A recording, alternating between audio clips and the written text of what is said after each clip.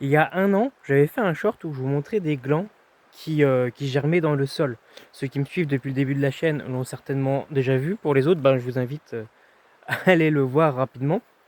J'ai retrouvé le même endroit, exactement le même endroit où j'ai filmé le short. Et je vais vous montrer, regardez, juste là, on a des bébés chênes qui poussent. Voilà, voilà. Des bébés chênes, ça c'est du chêne. Donc c'est tous les glands qui étaient dans le sol et qui germaient, qui ont commencé à pousser. Alors on en a là, on en a un petit peu plus loin par là. Voilà, ici, encore un bébé chêne juste ici. Vous noterez d'ailleurs, pour ceux qui se promènent souvent en forêt, que les jeunes arbres poussent souvent au bord des chemins.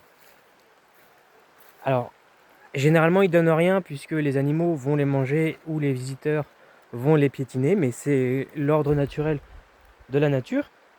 Mais pourquoi ils poussent au bord des chemins? Principalement, je vais pas vous mentir, la lumière. La lumière joue énormément. Il y a aussi très peu de concurrence racinaire. Si on regarde par exemple mes bébés chênes qui se trouvent juste ici, les plus gros arbres sont soit là, soit là-bas. Donc ils se battent beaucoup moins pour l'espace des racines. Alors bien entendu, on se doute bien que ce chêne qui est au bord du chemin va pas donner grand chose. Les herbivores vont soit les manger, ou soit il va se flétrir parce que au bord des chemins, la terre est un peu tassée, il y a très peu de place pour les racines.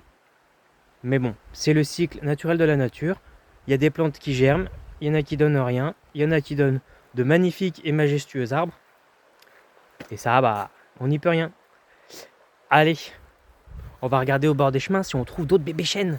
Et moi, je vous dis à bientôt dans la forêt.